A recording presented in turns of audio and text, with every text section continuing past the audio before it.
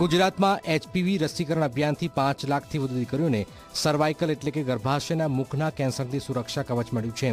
14 વર્ષની વયની દીકરીઓને આ રસી આપવાનું કામ ચાલી રહ્યું છે. આ અભિયાન હેઠળ અત્યાર સુધીમાં રાજ્યની 5 લાખથી પણ વધુ દીકરીઓને એચપીવી રસીનો પ્રથમ ડોઝ અપાયો છે. અત્યાર સુધીમાં ગુજરાતે 90% લક્ષ્યાંક પૂર્ણ કર્યો છે. જે દીકરીઓ નથી લીધી તેમને પણ આ રસી લેવાની અપીલ થઈ રહી છે.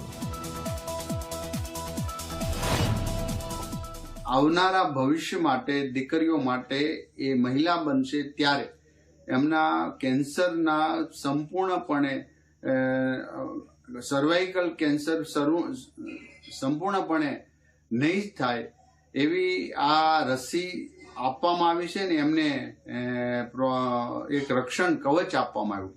હું આશા રાખું છું કે હજી 62,000 દીકરીઓ બાકી છે. એ અમારા સરકારી વિભાગની કોઈ પણ હોસ્પિટલમાં જઈ આ રસી સર્વાઇકલની રસી લઈ અને એક સુરક્ષાનું કવચ પૂરું પાડે.